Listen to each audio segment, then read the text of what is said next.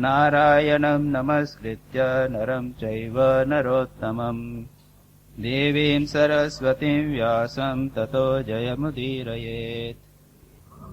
उद्धव गीता का पाठ कर रहे हैं, यानी अपने श्रीमद् भागवत के एकादश स्कंद के 6ठे अध्याय के ऑनवर्ड्स।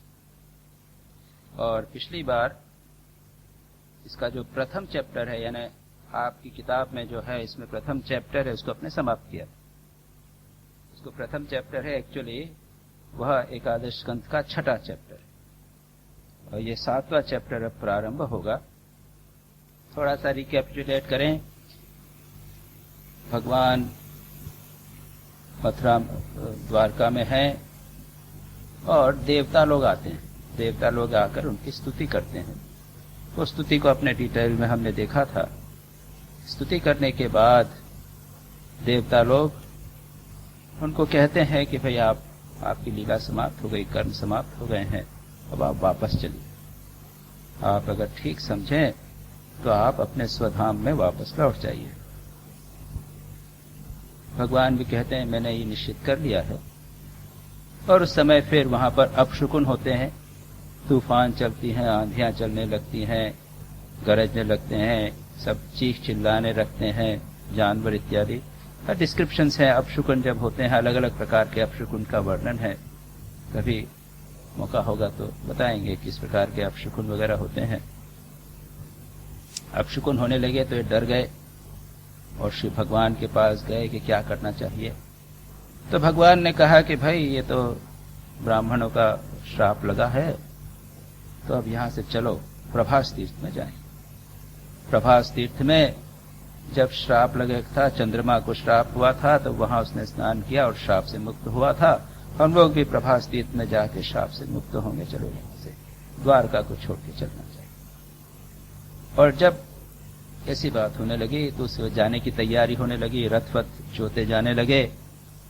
तब उद्धव जो भगवान के परम भक्त थे, उन्होंने ये सब जब देखा तो उद्धव भगवान के पास आए और आकर उनसे बातचीत करने लगे। और क्या बातचीत की थी हमने पिछली बार पढ़ा। जो लोग आप उस दिन उपस्थित थे पिछले रविवार शनिवार को, वे जानते होंगे। उन्होंने कहा था, उद्धव ने, कि आप मैं समझ गया हूं कि आप जाने वाले हैं, ये संसार सब कुल को नाश करके जाने वाले हैं, लेकिन मैं तो आपके चरणों को क्षण भर के लिए भी छोड़ नहीं सकता, मुझे भी साथ में ले जाइए। उद्धव एक बात ये कहते हैं, आप लोग देखिएगा उसमें लिखा हुआ है आगे, लेकिन आगे वो स्तुति करते हुए और कहते हैं कि आपकी जो लीला आपने की है, वह जो परम मंगल है, वो आपके साथ में रहना करना ये सब हुआ था। आपकी लीला जो है वो इतनी मधुर है कि उसको सुनते सुनते लोग जो हैं वो संसार सागर से पार हो सकते हैं। तो वो कहते हैं कि वह कहते हैं, आप देखिए 48वें श्लोक, आई डोंट नो आपके यहाँ कौन सा नंबर है, उसमें वो कहते हैं कि वयम त्वह महायोगीन भ्रमंतः कर्मवर्त्मसु त्वद्वार्तया तरिष्यामः तवाकै दुस्तरैः तमम्।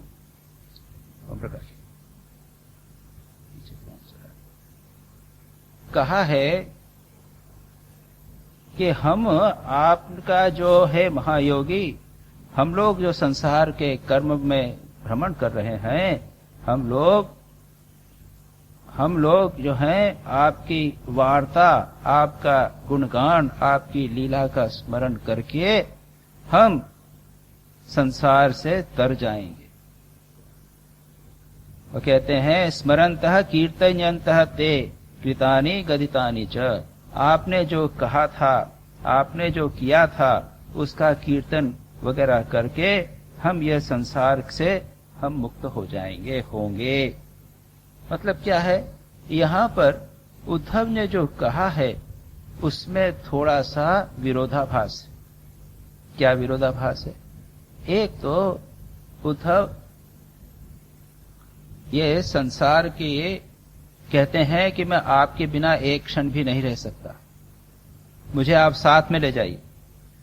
और दूसरा कहते हैं कि प्रभु आपकी लीला का गान करते हुए हम संसार सागर से तर जाएंगे, यानी हम यहां रहेंगे लेकिन आपका लीला का गुणगान करेंगे। ये समस्या हम सभी के साथ है। कभी एक बार लगता है कि नहीं, भगवान का भजन करते रहना चाहिए, और कभी तो नहीं तो कर्म करते हुए भक्त संसार में रहना चाहिए। कभी लगता है इस झमेले से छूट जाए, कभी लगता है नहीं संसार में रहते हुए भगवान के साथ में रहे। We are divided. हम लोगों का मन, यदि उद्धव जैसे व्यक्ति का भी मन में एक बार कहते हैं कि भगवान के बिना मैं रह नहीं सकता, और दूसरी बार कहते हैं कि नहीं आपका श्रवण कीर्तन करते हुए हम रहेंगे, तो भगवान ने सोचा कि ठीक है, इनकी थोड़ी सी इच्छा है रहने की, मेरा कीर्तन श्रवण इत्यादि करने की, लीला करने की इच्छा है तो रहें, कोई बात नहीं, बड़ी अच्छी बात। और ये तो बड़े अच्छे आदमी हैं, और ये यहां रहेंगे, ये तो मेरे जैसे ही हैं। एक जगह अन्य जगह आता है 3 अध्याय में कि उद्धव भी संसार के गुणों से प्रभावित नहीं हुए।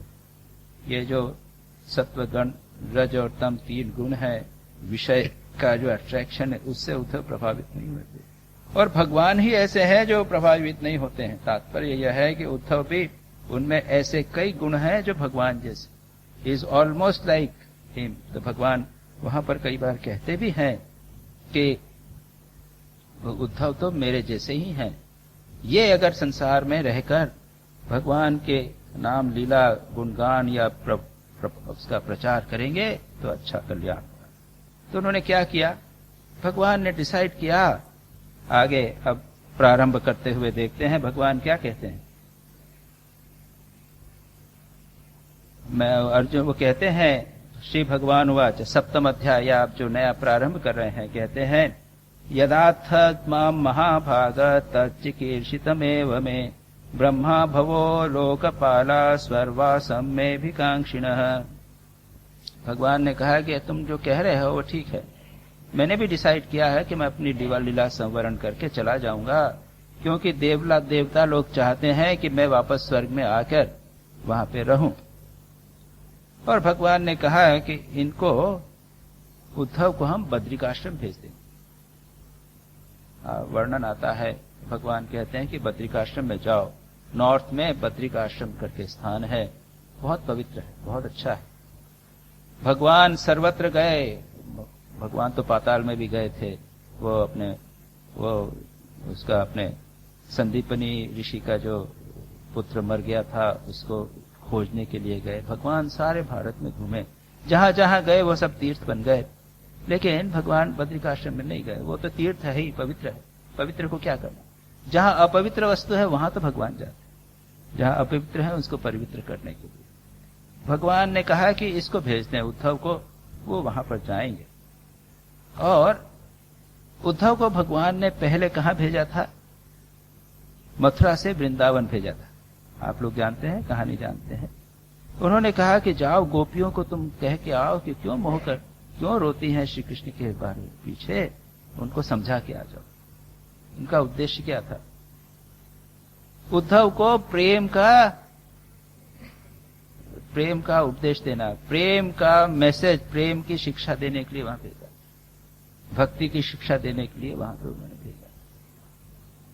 और वहां जाकर उद्धव का ज्ञानवान सब गायब हो गया। जब गोपियों का प्रेम देखा तो वो गदगद हो गए। तो भगवान ने उनको ट्रेनिंग देने के लिए कि ये ज्ञानी है, जाएं जरा गोपियों को देखें कैसा अद्भुत निस्वार्थ प्रेम है उनका, उसके लिए उनको वहां पर भेजा। पहली बात। दूसरी बात, अब उन्होंने सोचा कि नहीं, प्रेम का तो ट्रेनिंग हो गया, अब इनको ज्ञान की ट्रेनिंग दी जाए, इनको बद्रिकाश्रम दे। ये एक बहुत इंपॉर्टेंट कंसेप्ट है। हमने भी जैसे पातंजलि योग सूत्र हमने पूरा पढ़ा, अब हमने ये ऐसा शास्त्र लिया है जिसमें भक्ति है और जो उपनिषद चल रहे हैं वो तो ज्ञान की चर्चा है। वेदांत सार लिया, वो ज्ञान की चर्चा। हमारे जीवन में सभी भक्ति, ज्ञान, योग, कर्म, इनका समन्वय होना चाहिए। ये इंपॉर्टेंट बात है। स्वामी विवेकानंद का भी संदेश ये। बहुत इंटरेस्टिंग बात आप लोगों को रामकृष्ण मिशन के बारे में बताएं। रामकृष्ण मिशन में आजकल तो वो संभव नहीं हो पा रहा है, कई कारणों से। एक विस्तार हो गया है, एक नए प्रकार के सिचुएशन आ गई है आज के युग की, कर्म बहुल हो गया है, रामकृष्ण मिशन की डिमांड अधिक हो गई है। लेकिन पहले रामकृष्ण मिशन के लगभग सभी महत्वपूर्ण, इंपॉर्टेंट या जो प्रतिभावान सन्यासी हुआ करते थे, उनको 3 सेंटर्स में पोस्टिंग जहां तक हो सके उनको अवश्य की जाती थी। और ये 3 सबसे प्रारंभिक सेंटर्स हैं। स्वामी विवेकानंद के रहते समय ये 3 सेंटर प्रारंभ हुए थे। ज्यादा नहीं, कुछ ही सेंटर हुए थे स्वामी विवेकानंद का रहते समय। एक था मायावती, आपने नाम सुना होगा, हिमालय में अद्वैत आश्रम मायावती में। तो यह है, आजकल चंपावत डिस्ट्रिक्ट में पड़ता है, पहले पिथौरागढ़ डिस्ट्रिक्ट में था। 6000 फीट की ऊंचाई पर यह आश्रम है। पहाड़ों ऊपर से स्नो रेंजेस हिमालय की दिखते हैं, बड़ा सुंदर स्थान है। अद्वैत आश्रम इसका नाम है। यहां पर मूर्ति पूजा वगैरह कुछ नहीं, न फोटो भी नहीं ठाकुर का श्राइन भी नहीं है, ये मंदिर भी नहीं। यहां उद्देश्य था वेदांत की चर्चा, जो हमने वेदांत सार किया ना, जिसमें हमने कहा था कि उपासना में वो भगवान जो सगुण ब्रह्म है उसको भी निगेट कर दिया जाए। अहम ब्रह्मास्मि की साधना का वो केंद्र था अद्वैताश्रम। दूसरा केंद्र स्वामी विवेकानंद के रहते प्रारंभ हो गया था, वह था वाराणसी का सेवाश्रम, जहां मैं 22 वर्ष तक रहा। रामकृष्ण मिशन का हॉस्पिटल सेंटर। यह क्या है? यह कर्म का सेंटर। शिव ज्ञान से जीव सेवा। जो रोगी नारायण हैं उनको नारायण समझकर उनकी सेवा करना। और तीसरा केंद्र स्वामी विवेकानंद के रहते प्रारंभ हो गया था, वो था मद्रास का सेंटर। और यह मद्रास का जो केंद्र है वह रिचुअलिस्टिक है। वहां पर मठ है, वहां पर श्री राम कृष्ण की अनुष्ठानिक पूजा नियमित रूप से होती है। वहां पे स्वामी रामकृष्णानंद जी को भेजा था, जो कट्टर पुजारी जैसे थे। रामकृष्ण मिशन में जो जितनी पूजा है उसके पायोनियर कह सकते हैं वो स्वामी रामकृष्णानंद जी। वो श्री रामकृष्ण की मूर्ति, श्री रामकृष्ण की सेवा करते थे। श्री रामकृष्ण के महासमाधि के बाद में जो घट था जिसमें उनकी अस्थियां पड़ी थीं, उनको श्री रामकृष्ण समझकर उनकी बिल्कुल अनुष्ठानिक पूजा सेवा करते थे।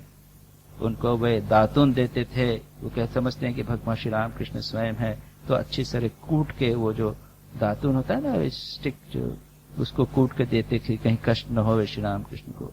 बहुत डिटेल में वो अनुष्ठानिक पूजा करते।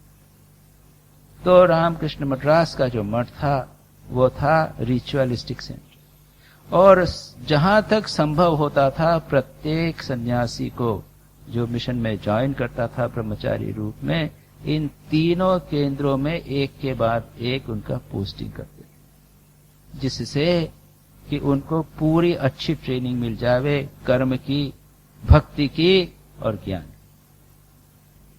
एक स्वामी कई वर्षों तक मायावती में रहे, अद्वैत आश्रम में। उसके बाद उनको मद्रास में पोस्टिंग किया गया। तब तक मायावती अद्वैत आश्रम में रहकर उनको रिचुअलिज्म, क्रियाकांड, पूजा की रुचि खत्म हो गई थी। वहां जाकर नहीं करते थे। स्वामी ब्रह्मानंद जी जब गए तो उन्होंने पूछा कि तुम पूजा करते हो? कि नहीं। तो क्यों? तो यहां तो मेरा ब्राह्मण शरीर नहीं है, यहां पे नियम है कि ब्राह्मण शरीर के बिना नहीं करते। स्वामी ब्रह्मानंद जी गुस्सा हो गए, व्हाट इज दिस? बुलाओ हेड को, स्वामी शर्वानंद से बुलाओ उनको। ये क्या बात है, क्यों इसको पूजा करने नहीं देते? देखिए वो स्वामी रामकृष्णानंद जी थे, बहुत निष्ठावान थे। उन्होंने नियम बना दिया था कि ब्राह्मण के अलावा कोई पूजा नहीं करेगा। क्योंकि यह देखिए मद्रास में इतना काफी ऑर्थोडॉक्स लोग हैं ना वहां, इसलिए स्वामी श्री रामकृष्ण ने कहा ये क्या बात? तो स्वामी ब्रह्मानंद जी ने कहा कि रामकृष्ण मिशन में जो व्यक्ति आ गया है वो सब ब्राह्मण वो करेगा, उसको बोला तुम करो पूजा। तो उसने कहा कि क्या धरा है पूजा में। अब वो उसने प्रोजेक्ट किया कि क्या धरा है, मुझे तो कोई इंटरेस्ट नहीं है पूजा में। ब्रह्मानंद जी ने डांटते हुए कहा, मैं कह रहा हूं पूजा करो। और कुछ दिनों में ही उन्होंने देखा कि पूजा का उनको कितना लाभ मिला, बहुत लाभ मिला उनको। तात्पर्य यह है कि इन तीनों का, सभी कर्मयोग, ज्ञान योग, राजयोग, ध्यान, कर्म, भक्ति और ज्ञान, सभी का समावेश हमारे जीवन में होना चाहिए। तो श्री कृष्ण ने सोचा कि उद्धव को भक्ति का ज्ञान, तो भक्ति की तो ट्रेनिंग हो गई, गोपियों ने अच्छी ट्रेनिंग दी, अब इसको हम बद्रिकाश्रम में भेजेंगे। एक और आपको एक बात बता दें, भारत में कई नदियां हैं ना, तो परंपरागत ये विचार है लोगों का, ये मानते हैं कि गंगा जो है वो ज्ञान की नदी। गंगा के किनारे जितने भी, याद रखिए गंगा सर्वत्र है, सारे गंगा जो है तो पवित्र है, और प्रारंभ से लेकर अंत तक गंगा के किनारे बहुत सारे आपको आश्रम मिलेंगे। लेकिन गंगा मेनली ज्ञान साधना की नदी है, यमुना भक्ति। तो यमुना के किनारे भी आपको आश्रम वगैरह मिलेंगे, लेकिन यहां पर मेनली भक्ति का साधन। और नर्मदा योग, नर्मदा के आसपास भी बहुत सारे आश्रम, लेकिन नर्मदा, जो आदमी योग साधन करना चाहता है उसके लिए नर्मदा श्रेष्ठ है। जो भक्ति की आराधना करना चाहता है, भक्ति की साधना करता है, वो जमुना के किनारे जावे, और जो ज्ञान की साधना करता है वह गंगा का आश्रय है। ये एक सामान्य, एक विषयांतर के रूप में मैंने आपको इस बात को बताया। तो श्री रामकृष्ण, ये भगवान, ये श्री कृष्ण क्या कहते हैं? श्री कृष्ण उनसे कहते हैं कि तुमने जो कहा वो ठीक है, मैंने डिसाइड कर लिया है कि मैं छोड़ के जाऊंगा। अब कहते हैं, मया निष्पादितम यत्र देव कार्यम अशेषतः यदर्थम अवतीर्णोहम अंशेन ब्रह्मणार्थितः। कहते हैं यहां पर कि देखो, मैंने देव कार्य, जो देवताओं का जो कार्य था वो अशेषतः पूरी तरह मैंने निष्पादित कर दिया, मैंने पूरा कर दिया है। अब जिस कार्य के लिए मैं अवतीर्ण हुआ था, ब्रह्मा के द्वारा प्रार्थित, वह मैंने अंश के साथ में कर दिया। अहम अंशेन। अब ये अंशेन शब्द का कई अर्थ हुए हैं। मैं अपने अंश के साथ अवतीर्ण हुआ, यानी बलराम के साथ मैंने अवतीर्ण हुआ, उसके साथ मिलकर यह कार्य कर दिया। या फिर ब्रह्मणा अंशेन, इस प्रकार देखिए संस्कृत में जो वाक्य है ना, उसको कंस्ट्रक्शन रिकंस्ट्रक्शन किया जाता है। एक शब्द का दूसरा मीनिंग करके उसको रिकंस्ट्रक्ट करके पढ़ा जा सकता है। तो अंशेन यानी बलराम के साथ जन्म लेकर मैंने ये किया। या फिर ब्रह्मणा अंशेन प्रार्थितः, ब्रह्मा जो मेरे अंश हैं, भगवान के ये देवी देवता भी तो भगवान के अंश हैं, ब्रह्मा जो मेरे अंश हैं और उन्होंने मुझसे जो प्रार्थना की थी, तो यह ब्रह्मा का विशेषण भी हो गया अंश। या फिर भगवान स्वयं अंश है, अंशावतार। भागवत में भगवान की डेफिनेशन में कहा गया है, कृष्णस्तु भगवान स्वयं, और बाकी जितने हैं एते, जितने भी अवतार हैं, वे अंश या कला हैं, भगवान है कृष्ण स्वयं। तो फिर कई जगह भगवान ये भी कहते हैं कि मैं अंश हूं, और लोग वहां कहीं बैठ के अंश की भी बात कही गई है। तो वो कैसे? लोगों की दृष्टि से, प्रतीति के अनुसार। दिखते कैसे? मनुष्य जैसे दिखते। लोगों को लगता है कि मनुष्य भगवान नहीं हो सकते, इनमें कुछ विशेष शक्ति आ गई है, लेकिन ये भगवान कैसे होंगे? तो प्रतीति की दृष्टि से ऐसा कहा गया कि भगवान अंश है। तो इस प्रकार से इस अंश शब्द के कई अर्थ हो सकते हैं। ये 2-3 अर्थ मैंने बताए। अंशेन, अंशेन यह एक उद्धव का नाम भी है, उद्धव का नाम भी अंशेन। तो हे अंशेन उद्धव इत्यादि ये संबोधन भी हो सकता है। तो जो भी हो, इसके आगे भगवान कहते हैं, ये इस दूसरे अर्थ में उन्होंने कहा कि मैंने जो भी करना था वो कर लिया, अब मैं जाने की तैयारी में हूं। कुलम वै शाप निर्दग्धम नक्षन्त्यन्त्यो अन्योन्य विग्रहात् समुद्र सप्तमे अन्ये एताम पुरीम च प्लावयिष्यति। फिर कहते हैं कि यह जो कुल है हमारा यादव कुल, वह अन्योन्य विग्रहात्, एक दूसरे के झगड़े के द्वारा एक दूसरे को मार मार के नष्ट होने वाला है। कब? शाप से तो मर के आया, ब्राह्मण का श्राप लग गया है, उससे ये कुल मरने वाला है। एक दूसरे से लड़के वो मर जाएंगे। और सातवें दिन समुद्र जो है वह इस नदी पुरी को प्लावित कर देगा। समुद्र भी आकर इस द्वारका नगरी को प्लावित कर देगा। भक्ति शास्त्र में कुछ निष्ठाओं की बात कही गई। याद रखिए, निष्ठा बहुत महत्व की है, और इसीलिए हमारा भाव एक हमारे इष्ट में प्रबल हो जावे, इसके लिए कई प्रकार की निष्ठाओं की बात होती है। और इसमें एक है कुल निष्ठा, दूसरी होती है धाम निष्ठा। जैसे जो लोग भक्त हैं, भक्त श्री कृष्ण के भक्त हैं, वे क्या कहते हैं? हम वृंदावन में ही रहेंगे और कहीं नहीं जाएंगे। वृंदावन के प्रति उनकी धाम निष्ठा। कुछ लोग अयोध्या में ही रहेंगे, कुछ लोग काशी छोड़ के हम कहीं नहीं जाएंगे। जहां पर भगवान की विशेष प्रकाश है, जो विशेष तीर्थ है, निश्चित कर लेते हैं कि इस धाम में ही रहेंगे और कहीं हलेंगे डुलेंगे नहीं। इसको बोलते हैं धाम निष्ठा, और ये भी भक्ति का एक विशेष अंग है। दूसरा है कुल निष्ठा, भगवान का कुल जो है उसके प्रति भक्ति। जैसे मां शारदा के उपदेशों में हम पढ़ते हैं, मां शारदा कहती हैं कि कुछ लोग ऐसे भक्त हैं, तो श्री कृष्ण, उदाहरण के लिए जैसे श्री कृष्ण हैं, श्री रामकृष्ण, तो श्री रामकृष्ण के कुल के जितने लोग हैं, उनके कजिन और उनके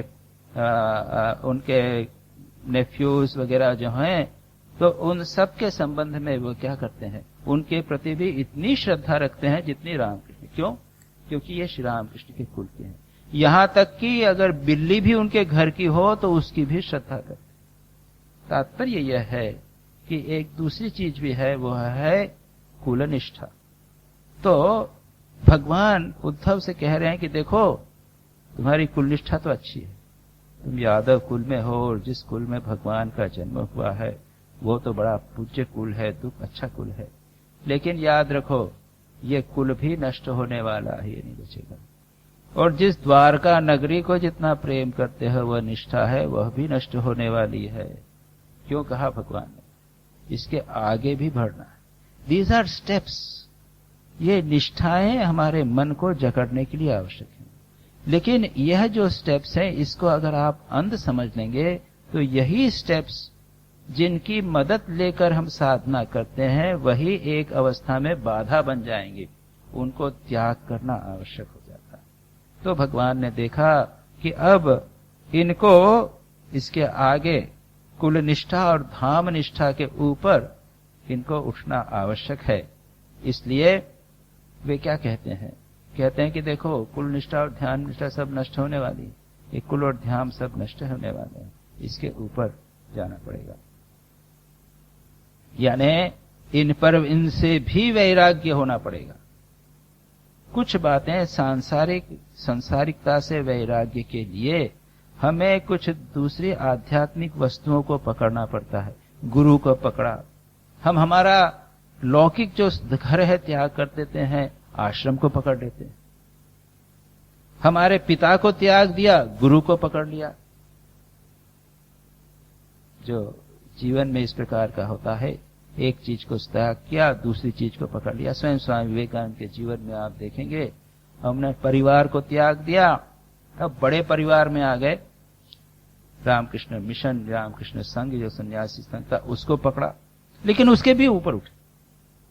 तात्पर्य यह है कि ये चीजें धीरे धीरे जैसे साधक बढ़ता जाता है, तो छोटी नीचे वाली चीजों को पहले सामान्य सांसारिक वस्तुओं से वैराग्य, उसके बाद में ये आध्यात्मिक जो संबल हैं उनसे भी वैराग्य, यह एक परम बहुत आवश्यक बात हो जाती है। अब कई बार इस चीज को हम समझ नहीं पाते। याद रखिए, भगवान उद्धव को जो संदेश दे रहे हैं, उच्चतर वैराग्य का संदेश। बड़ी इंटरेस्टिंग बात यह है कि रामायण और महाभारत में जो साधक है, जो अधिकारी है, वो कौन सा अधिकारी? वो निवृत्ति परक अधिकारी।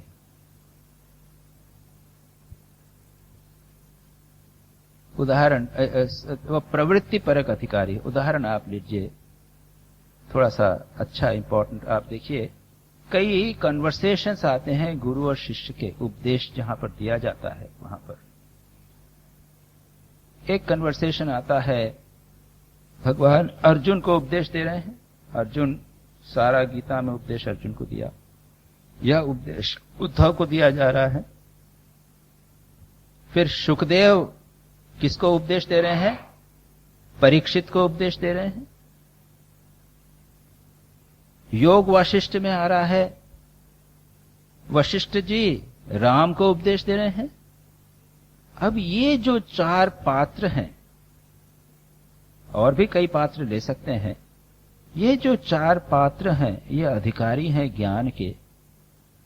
इनमें विशेष सामान्य चीज क्या है? देखिए, परीक्षित की तो ऐसी सिचुएशन है कि उनको बोला है 7 दिन में आप मरने वाले हो, सांप काटेगा और मर जाओगे, तो वो तो फिनिश्ड, उनकी लाइफ फिनिश हो गई। अब वैराग्य आ गया उनको। उद्धव वैराग्यवान है, साधक है, भगवान का विरह सहन नहीं कर पा रहे। अर्जुन भयभीत भी हो गया है, लेकिन वैराग्य की बात भी कर रहा है। वो कहता है कि मुझे राज्य से क्या लेने देना, मैं यह राज्य नहीं, मैं छोड़ के मैं जंगल में जाना चाहता हूं। उसको भी वैराग्य हुआ। भगवान राम तो है ही, जब तीर्थ को गए और तीर्थ से जब लौट कर आए तो वैराग्यवान हो गए, संसार से पूर्ण विरक्ति। एक है राजा युवक, राम युवक है, अर्जुन युद्ध करने वाला है, परीक्षित मुमूर्षु है, मरने वाला है, और उद्धव जो है वो भगवान के सखा है। सामान्यतः इन लोगों में कोई समानता नहीं प्रतीत होती जीवन पद्धति के अनुसार, लेकिन एक चीज कॉमन है, वह है वैराग्य। याद रखिए, वैराग्य के बिना ज्ञान का कोई अधिकारी नहीं हो सकता। यह जो ज्ञान, इसके आध्यात्मिक ज्ञान की चर्चा हम करते हैं, यह क्यूरियोसिटी नहीं है, ये केवल खोखली जिज्ञासा नहीं। अच्छा देखें, ये ब्रह्मेशानंद जी महाराज क्या लेक्चर कर रहे हैं, जरा देखें, आए सुन लेते हैं, देखें कैसा है। चलो भाई, आज चलो वहां ब्रह्म कुमारी के यहां भी जरा सुन के आ जाए। अच्छा, वो स्वामी जी रामदास जी या कौन से आए ना, एक है रामदेव जी आए हैं, वहां भी चलें। ये दीज आर क्यूरियोसिटीज, एक थोड़ा सा जानने की इच्छा, जिसे कहते हैं कि एक जिज्ञासा भी नहीं, वर्ड जिज्ञासा जरा ऊंचा वर्ड हो जाता है। जरा मन में आया, देखें क्या हो रहा है। ज्ञान बिना वैराग्य के नहीं होता, वैराग्य के बिना कहीं भी ज्ञान टिक ही नहीं सकता। अच्छा, ये तो मैंने वैराग्य की बात कही, और वैराग्य के लिए आवश्यक नहीं है कि कुछ छेड़ा जाए। याज्ञवल्क्य मैत्रेयी को उपदेश देते हैं,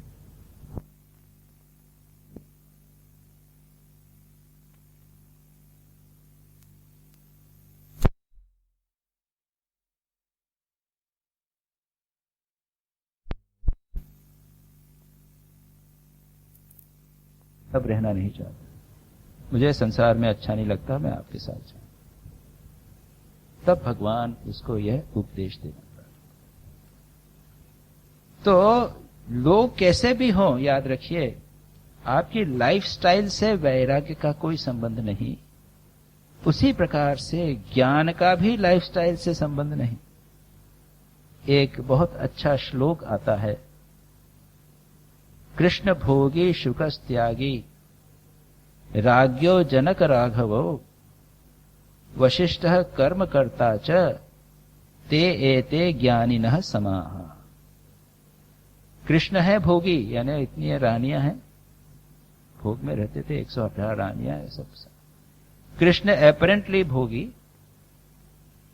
शुकदेव परम त्यागी, दिगंबर कुछ नहीं, त्यागियों में सर्वश्रेष्ठ। और जनक और राघव, जनक और भगवान राम ये राजा हैं। वशिष्ठ कर्मकांडी पुरोहित, राजपुरोहित। लेकिन ये 5 की लाइफस्टाइल बिल्कुल भिन्न है, लेकिन पांचों के पांचों ज्ञानिनः समान, ज्ञान पांचों में है, तत्व ज्ञान पांचों में।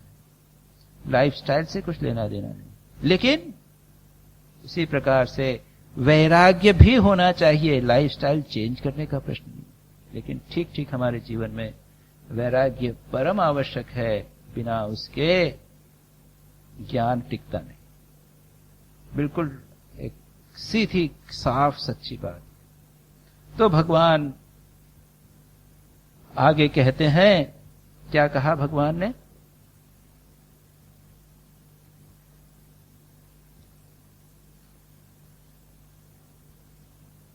यही 7वें दिन समुद्र आ जाएगा। चौथा श्लोक है, यर्ह्येवायं मया त्यक्तो लोकोऽयं नष्टमंगलः भविष्यति अचिरात् साधो कलिना अपि निराकृतः। यर्हि यानी जब, अह एव अयम लोकः मया त्यक्तः, जब मैं इस लोक को त्याग दूंगा, मैं अपना शरीर त्याग दूंगा, तब इस लोक का, संसार का जो मंगल है वह समाप्त हो जाएगा, नष्ट मंगल। उसके बाद में इसका मंगल शुभ नहीं रहेगा। क्या हो जाएगा? सब साधन, संसार में भगवान की तरफ दृष्टि, रुचि, सब मंगल नष्ट हो जाएगा, मंगल नष्ट हो जाएगा। और भविष्यति अचिरात् साधो कलिना अपि निराकृतः। और क्या होगा? ये नष्ट मंगल भविष्यति, नष्ट पंगल हो जाएगा। और कली के द्वारा, कलिकाल के द्वारा इस लोक की निंदा की जाएगी। निराकृत यानी उसका इंसल्ट किया जाएगा। यह है उसका, कलयुग का बोलबाला हो जाएगा। ये क्या, कलयुग जो है वह सबके ऊपर छा जाएगा। इसके बाद न वस्तव्यम त्वयैवाह त्वयैवेह मया त्यक्ते महीतले जनो अधर्म रुचि भद्र भविष्यति कलो युगे। तब क्या है, उस समय जब मैं चला जाऊंगा, ये संसार से मंगल नष्ट हो जाएगा, आध्यात्मिक साधना नहीं रहेगी। उस समय क्या, त्वया तुम्हारे द्वारा, न इह यहां पर रहना नहीं, त्वया इह व मया मेरे संसार नहीं तले त्याग करने पर तुम यहां नहीं रहना। और क्यों? जनः लोग, संसार के लोग क्या हैं? अधर्म रुचि ही। हे भद्र, भद्र संबोधन है, हे भद्र, कली युग में धर्म के लोग जो हैं वो अधर्म रुचि हो जाएं। धर्म के प्रति रुचि के बदले उनकी अधर्म में रुचि हो जाएगी। They will get interest in अधर्म। क्या मतलब? अभी धर्म में रुचि है, उसके बाद में क्या होगा? टेस्ट। रुचि यानी क्या? टेस्ट। अधर्म में रुचि हो जाएगी।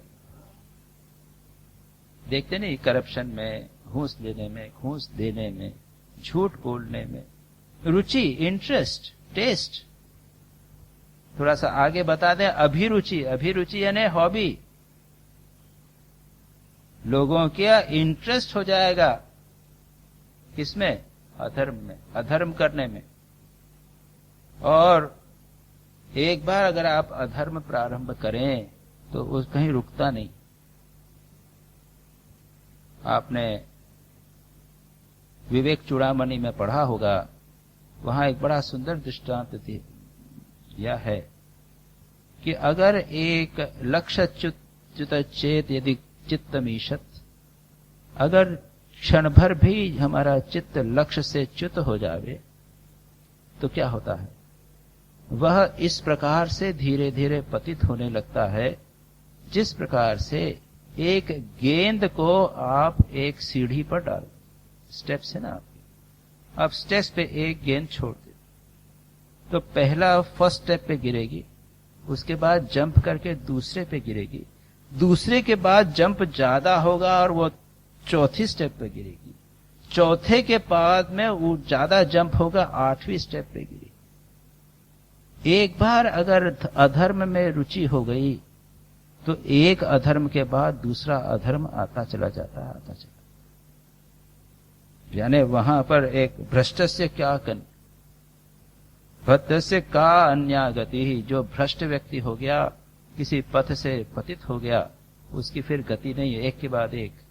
अगर धन में रुचि हुई तो उसके बाद में कामिनी में रुचि हो गई, कामनी के उसके बाद चोरी में रुचि हो जाती है, उसके बाद मद्यपान करने लग जाता है, उसके बाद अभक्ष भक्षण करने लग जाता है, एक के बाद नाना रुचियां। आप देखेंगे संसार में लोगों को कि कोई व्यक्ति अगर किसी को एक ऐब है, ऐसा लोग मिलना कम है, देखेंगे कि कई इसमें बुराइयां हैं, उसने अगर एक पाप किया तो 4 पाप आके जुड़ जाते। तो ये कहा, बड़ा अच्छा वर्ड है, इंटरेस्टिंग वर्ड है ये, अधर्म रुचि।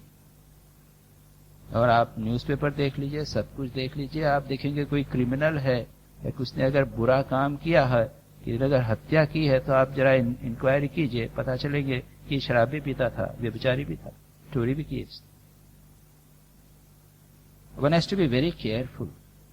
यानी ये केवल इसलिए नहीं कि ये बताने के लिए कि समाज में ऐसे लोग होंगे, हमारा मन भी इस तरह का है, हमको सावधान रहना है कि मन में कोई भी अधर्म, छोटा मोटा अधर्म भी न घुसे, क्योंकि अगर वह घुसेगा तो उसके साथ में दूसरे भी आ जाएं। तो अगर एक बार लैक्स हुए तो याद रखिए लैक्सिटी बढ़ती चली जाती। एक श्लोक है बड़ा सुंदर, यथा मलिन वस्त्रैः यत्र तत्रोपविश्यति एवं चलित वृत्तस्थो वृत्तशेषम न रक्षति। जैसे किसी व्यक्ति का गंदा कपड़ा है, अगर हमारा साफ सुथरा कपड़ा, धुला हुआ कपड़ा हो तो हम क्या करते हैं, जहां बैठना हो तो देखते हैं कि यह स्थान गंदा तो नहीं, तो कुर्सी हो तो उसको साफ करके बैठते हैं। अगर हमारा कपड़ा 2-3 पुराना गंदा हो तो वी डोंट माइंड इट, गंदी जगह बैठ जाते, हमको कोई बात नहीं, चलो तो गंदा तो कपड़ा थे, धोना तो है ही, वहां बैठ।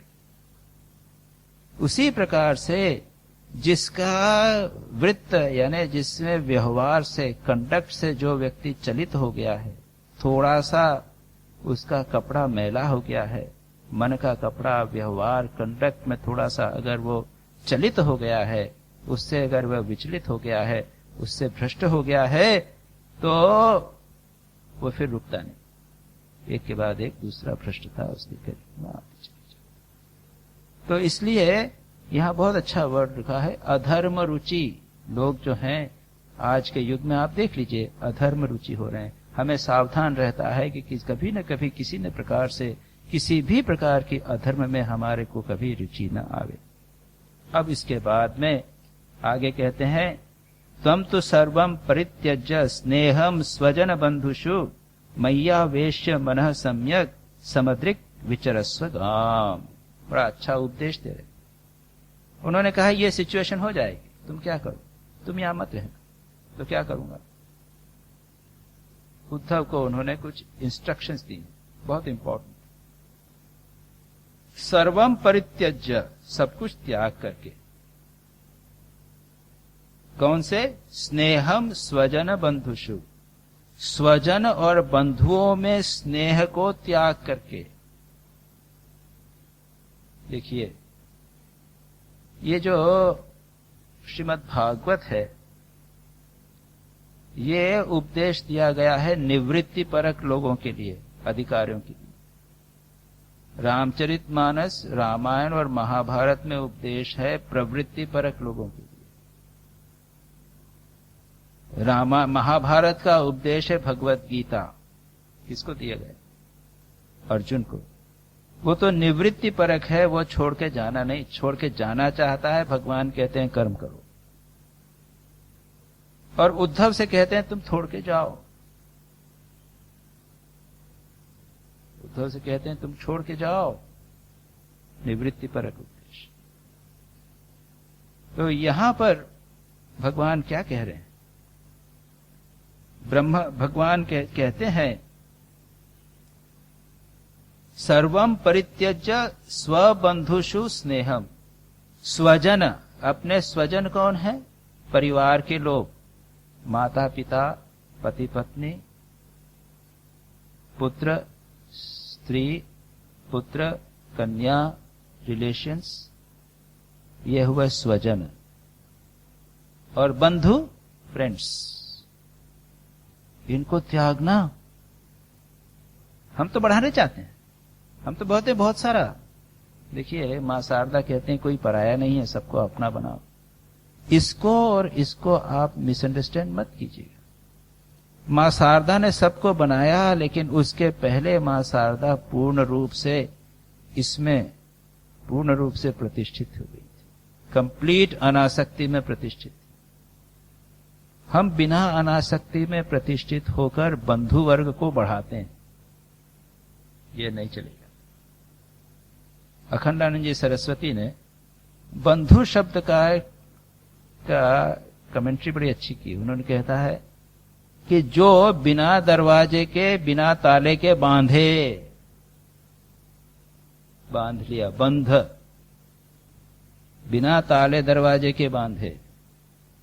जो भगवान को प्रेम करता है उसका संसार में और कोई बंधु नहीं होता, किसी को बंधु नहीं रखता, वो अकेला रहता है। विविक्त देश सेवित में अकेला स्थान में रहना नहीं, वह अपने सिवा, भगवान के सिवा और किसी कोई दोस्त नहीं है। आप सभी संतों को देख लीजिएगा, अपरेंटली लगता है लेकिन नहीं।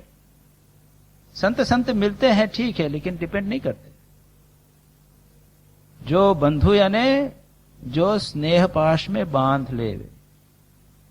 और स्नेह यानी क्या? स्नेह हुआ चिकनाई, स्नेह ना चिकनाई, लुब्रिकेंट। स्नेह का अर्थ है लुब्रिकेंट। जब आप एक किसी सॉकेट में दूसरे को डालने की कोशिश करेंगे तो लुब्रिकेंट होना चाहिए, जैसे दोनों एक साथ अच्छी तरह मिल जाए। यदि नहीं होगा तो दोनों एक मिलते नहीं। कोई सॉकेट हो, उसमें पिस्टन डालना हो या कुछ करना हो, दोनों अच्छी तरह मिल जाए। जो स्नेह दो चीजों को बांधता है, जोड़ता है, वो है स्नेह। तो आप मत समझिए ये स्नेह जो है वो अच्छी चीज। भगवान स्पष्ट रूप से यहां पर कहते हैं स्नेहम, स्वबंधु लोगों के को त्यागना। ये स्नेह बहुत इंपॉर्टेंट है, उसको त्यागना। ऐसा नहीं कि हम बैठे हैं तो हमारा मन कई लोगों के पास जा रहा है। अरे उसका पत्र नहीं आया, उससे मिलने जाना है, अरे उसके लिए ये काम करना है, ये बॉन्डेजेस। ऐसा आदमी भगवान का ध्यान नहीं कर सकता। स्नेह और बंधुओं का अगर प्रेम होवे तो वह व्यक्ति भगवान से क्या प्रेम करेगा? इसीलिए जीसस क्राइस्ट तो बड़ी कड़ी बात कहते हैं। He says very very tough, he who does not hate his relatives is not fit for me। इस तरह का एक सेंटेंस, यानी जो he does not hate his father and mother, वो जो अपने माता पिता को हेट नहीं करता, घृणा नहीं करता, he is not fit। क्या है उसे? he is not, वर्ड में सेंटेंस एग्जैक्ट कोटेशन नहीं आ रहा है उसको। वो मेरे लायक नहीं है, मेरे पास नहीं। वो बहुत, भगवान क्या है? He is a jealous lover.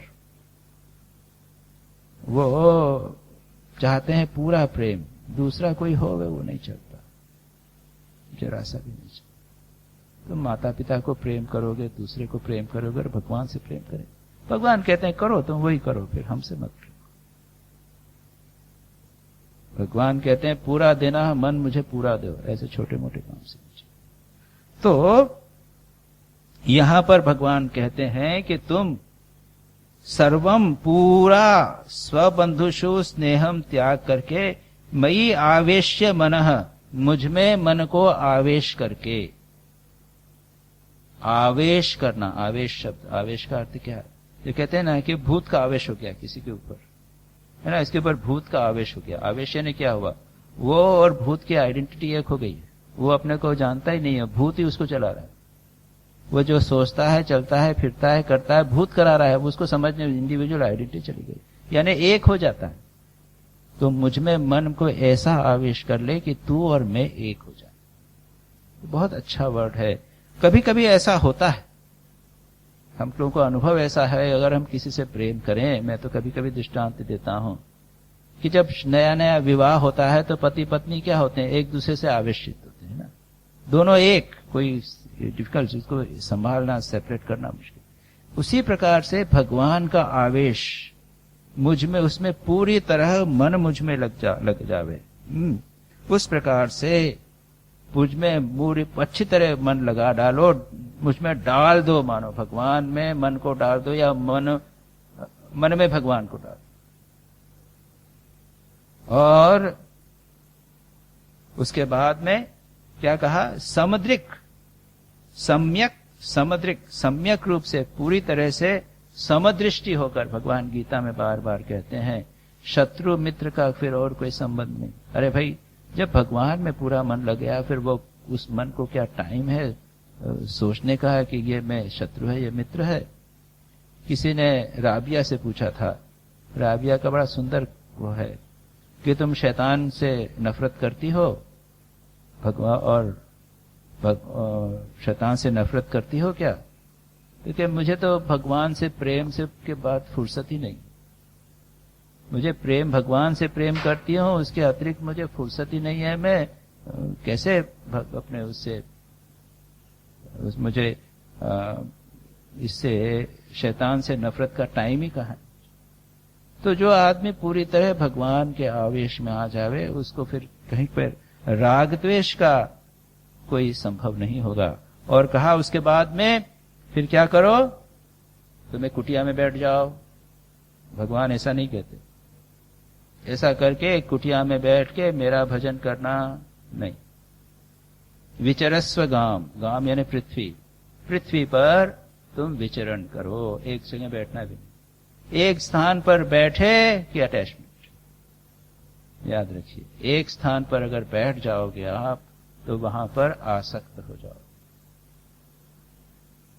नियम है, ऑर्थोडॉक्स पुराना जमाने का नियम था कि एक साधु जो विचरण करता है वो गांव में 1 दिन से ज्यादा नहीं रहेगा और शहर में 3 दिन से ज्यादा नहीं। क्यों? अटैचमेंट हो जाए। ये आवश्यक नहीं है, लेकिन एक बहुत महत्वपूर्ण बात है। जहां आप धीरे रहेंगे, धीरे धीरे उस स्थान से, उसके लोगों से, उनके साथ में आपकी आसक्ति बढ़ जाती। लेकिन अगर भगवान में मन अच्छी तरह लग गया है तो फिर आसक्ति के चांसेस बहुत कम हो जाते हैं। कभी भी वह व्यक्ति उठा और चल दिया, वो सोचता नहीं कि कितने लोग मेरे शिष्य बने, कितने मुझे अप्रिशिएट करते हैं, कितने मुझसे प्रभावित हुए हैं, कितने मेरे भक्त हैं। कुछ नहीं, चले, अपने को क्या लेना देना। हम रहे, अपना काम किया, ठाकुर ने काम किया, हम चले। ये साधु का लक्षण। वो कभी पीछे मुड़ के नहीं देखता। कहीं भी कोई लोगों की एक टीम या एक पूरी जो एक फॉलोअर्स वगैरह, वो सब नहीं करता। तो भगवान यही कहते हैं उसको कि तुम संसार में, पृथ्वी, इसके ऊपर विचरण करना। उसके बाद में यदिदम मनसा वाचा चक्षुर्भ्याम श्रवणादि भी नश्वरम गृह्यमाणम च विद्धि माया मयो मनोमयम। अब उसके आगे यहां से सच पूछा जाए, उद्धव को उपदेश प्रारंभ हो गया। यहां उद्धव गीता सब यहां से एक्चुअली प्रारंभ हो गई है। वो कहते हैं कि यह जो मन से, वाणी से, चक्षु से और श्रवण आदि से, श्रवण, चक्षु, वाणी, स्पर्श कर्मेंद्र ज्ञानेंद्रियों और मन के द्वारा जिसको भी जो भी गृह्यमाण है, जो ग्रहण किया जाता है, सेंसेस और माइंड से जो भी आप परसीव करते हो, वह सब नश्वर है, मायामय है, मनोमय है, माया है। बिल्कुल स्पष्ट रूप से कहा कि संसार के जितने भी विषय हैं और मन भी जिनको ग्रहण करता है, ये सब मायामय, मनोमय है और विषय, और ये नश्वर हैं, ट्रांसिटरी हैं, ज्यादा दिन नहीं रहने वाले। देखिए, हमने ये जो वेदांत सार अभी किया, उसमें भी इस पॉइंट को किया था, माया का वर्णन सारा किया था, माया का नहीं, अज्ञान का वर्णन किया था। तो अज्ञान का वर्णन ऑलमोस्ट सेम एज माया, कि माया की शक्ति, वो अविद्या की विक्षेप शक्ति, आवरण शक्ति, और ये सब बताने का प्रयत्न किया था कि ये सब मायामय। लेकिन यहां पर माया के साथ में मनोमय भी कहा गया, और इस मनोमय को थोड़ा सा हम समझने का प्रयत्न करें। ये जो सारा जगत है, ये प्रोजेक्शन ऑफ माइंड है। स्वामी विवेकानंद कहते हैं, देखिए अलग अलग सिद्धांत हैं और इसको थोड़ा हम समझेंगे, बड़ा इंटरेस्टिंग। स्वामी विवेकानंद कहते हैं कि यह जो जगत हम देख रहे हैं, वो क्या है, उसकी एक रियलिटी है एक्स, और हमारा मन है वो वाई, वो प्रोजेक्शन उसने देखा। एक्स प्लस जो हम जानते हैं जगत, वो है एक्स प्लस वाई। किसी न किसी प्रकार का प्रोजेक्शन तो मन करता ही है, हमारे सेंसेस करते ही हैं। बिल्ली यहां घूमेगी, उसको ये चीजें देखेगी, क्या आप समझते हैं कि वो ठीक उसी प्रकार देखेगी जैसा हम देख रहे हैं?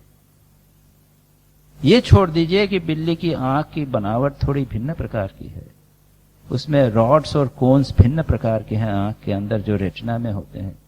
उसकी बात अगर छोड़ भी देवें तो भी बिल्ली तो कैसे देख रही है, उसका मन तो चूहे के द्वारा कलर्ड है ना।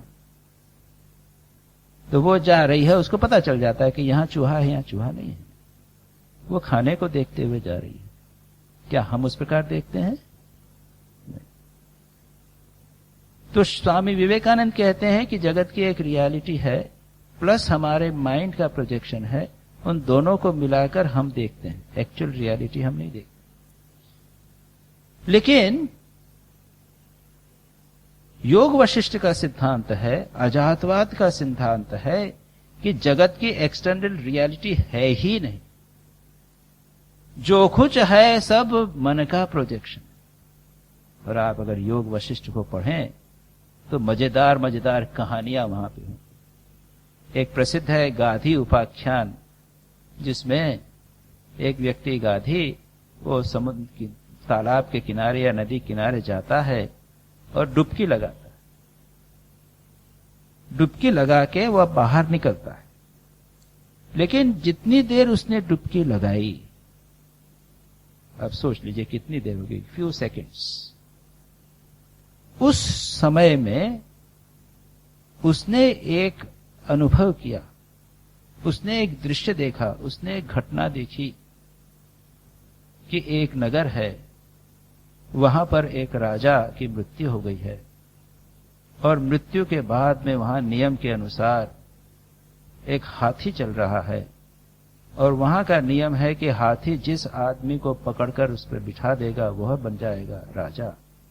और उस हाथी ने एक किनारे पे पड़े हुए एक आदमी को सूंड से पकड़कर बिठा दिया, और वह जो आदमी था वो तो चांडाल था, बिठा लिया, वो राजा बन गया। लोग उसकी आइडेंटिटी नहीं जानते थे।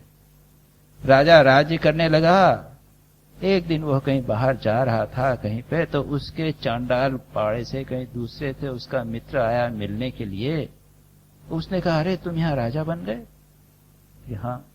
तब लोगों को पता चला, अरे ये तो चांडाल है, और हम इतने वर्षों तक चांडाल के राज्य में रहे। अरे राम राम, ये तो बड़ा खराब हुआ।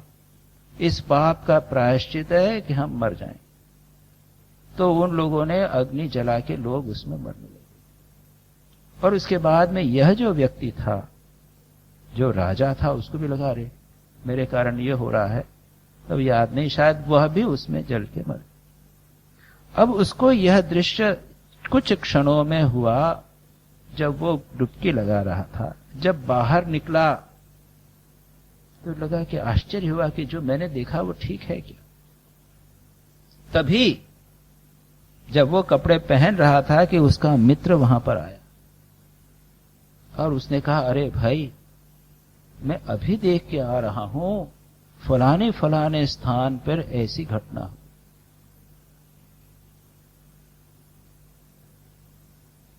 इस प्रकार की अनेक कहानियों के माध्यम से यह बताने का प्रयत्न किया है कि जितना भी जगत है सब मेंटल कंस्ट्रक्ट है और कुछ नहीं। ये मनोमय जगत है। हम अपनी सृष्टि करते हैं। एक घड़ी को गरीब आदमी जिस ढंग से देखता है और जिस आदमी के पास 10 घड़ियां हैं उसको आवश्यकता नहीं है, वो जैसा देखता है, और एक सन्यासी जैसा देखता है, उसमें फर्क तो है। इसीलिए कहते हैं कि संसार की वस्तुओं में के प्रति 3 प्रकार की लोगों की दृष्टियां होती है। एक है प्रिय, दूसरी द्वेष्य और तीसरी होती है उपेक्ष। एक प्रिय दृष्टि है, जो लोभी है उसके लिए धन के प्रति प्रिय दृष्टि, वो अच्छा लगता है। जो साधक है वो धन को उपेक्षा की दृष्टि से देखता है। नहीं बाबा मुझे नहीं चाहिए, श्री रामकृष्ण को देने के लिए आया कर, बाबा मुझे नहीं चाहिए। और तीसरा ऐसा भी सिद्ध व्यक्ति है, वो नहीं, वो है दूसरा द्वेष्य।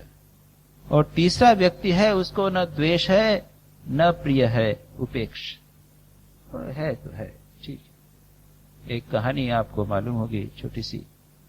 2 पति पत्नी उन्होंने डिसाइड किया वानप्रस्थी हो जाएंगे, सब कुछ छोड़ के चले जाएंगे। वैराग्य आ गया। वो धनी थे, जा रहे थे, आगे पत्नी जा रही थी, तो रास्ते में पत्नी ने देखा कि वहां हीरा पड़ा हुआ है। तो उसको शक हुआ कि कहीं मेरे पति उसको देखकर उसके ऊपर अट्रैक्ट न हो जाए, उनको वह प्रिय न लग जावे। तो उसने क्या, ये तो द्वेष्य होना चाहिए, उसको तो हमने त्याग दिया। उसने धूल से उसके ऊपर धूल के उसको छुपाने की कोशिश की। इतने में पति आ गया और पति ने जब देखा तो उनका, अरे तुम में अभी भी उसके प्रति महत्व बुद्धि है। मेरे लिए तो वो पूर्ण, वो जो वो है, वो कोयला और हीरा एक समान हो गया।